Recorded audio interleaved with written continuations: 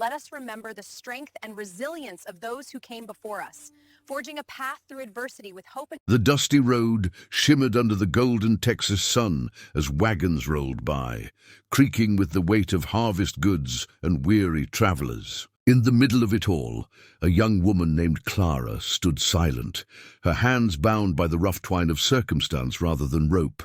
Her family, once proud farmers, had fallen on desperate times, their debts piling high and their fields barren. To them, Clara was the least valuable possession they could spare. "She ain't much to look at," her father muttered to the trader, avoiding her gaze. "But she's strong, obedient, and won't talk back." Those words stung deeper than any whip ever could. To be sold not for misdeeds, but for being too plain, was a cruelty only the broken-hearted could understand. She didn't cry as they handed over the papers. She had learned long ago that tears never moved, hearts that had already turned to stone. The man who bought her was headed west toward the far stretches of the plains where the land met the sky. She was told she'd serve as a housemaid on a ranch owned by a man called Eli Turner, a name whispered in town with both envy and respect. A widower and a self-made rancher, Eli had more land than any man around, and more grief than any heart should carry. His wife had died young, leaving behind a silence that even the wide-open plains couldn't fill. When Clara arrived at the Turner Ranch, she was braced for more indifference, perhaps cruelty. Instead, she found something stranger, kindness. The foreman helped her down from the wagon, offering water, and Eli himself stood by the corral, watching her not with appraisal, but curiosity. His gaze lingered not on her plain dress or the smudge on her cheek, but on her steady eyes, eyes that had seen suffering and still held a spark of quiet dignity. "Welcome to Turner Ranch," he said simply, tipping his hat. "You'll find no chains here, Miss Clara, just work and fair pay."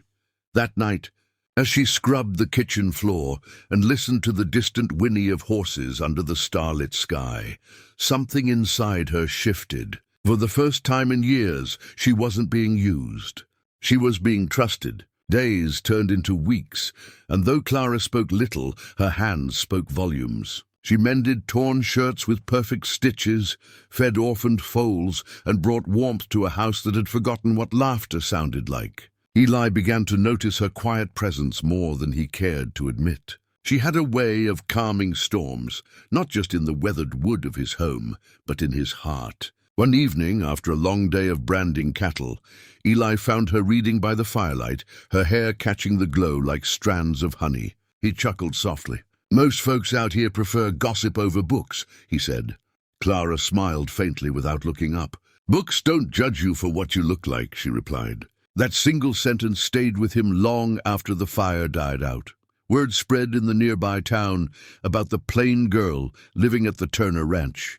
Some mocked, some pitied, but Clara never flinched. She had stopped trying to be beautiful in a world that never looked past the surface. But Eli did. He saw how she cared for the workers, how she whispered comfort to frightened horses, how her eyes softened when the sun dipped below the hills. Beauty, he realized, wasn't something painted on a face. It was lived in every act of grace, every choice of kindness. The night of the storm proved it beyond doubt. Lightning tore the sky open, and the stables caught fire. While others fled for safety, Clara ran straight into the flames, untying the panicked horses. Eli followed, shouting her name through the smoke. He found her coughing, eyes streaming, clutching a foal to her chest. He pulled her out just as the roof gave way. When dawn broke, the ranch stood in ruins, but the horses were safe. And in that ruin, Eli knew something with crystal clarity. He couldn't imagine a world without her in it. Days later, as Clara recovered, she sat on the porch wrapped in a blanket, her face smudged and hair tangled. Eli walked up, hat in hand, and said, "You saved what I love most. And I reckon I've come to realize you are what I love most." Clara looked at him, disbelief flickering in her tired eyes. "You don't mean that." "I'm just plain," he interrupted softly. "Maybe to some. But to me, you're the only face I'll ever want to see when I wake and when I rest." Tears finally fell, the ones she had held back for years. The ranch hands watched from afar as Eli knelt before her, not out of pity, but out of devotion. "Marry me, Clara," he whispered, "and let this place be your home, not your cage." When she said yes, the ranch came alive again. Laughter returned, the land flourished, and even the sky seemed to stretch bluer each morning. Word spread across the plains of the rich rancher who married the girl, too plain to sell, and people began to whisper something new about how love can turn dust into gold, how true hearts see what eyes never can. Clara, once forgotten and discarded, became the soul of the Turner Ranch. She opened a small school for children of workers, teaching them not just letters, but self-worth. Whenever one of them felt small, she'd smile and say, "The world will call you plain until you show it your light." As the sun set over the fields, Eli would watch her laughing among the children, her hair shining like the horizon's glow, and think to himself that life had played its cruelest hand only to lead him to its sweetest gift. Sometimes the treasures worth keeping are wrapped not in beauty, but in courage.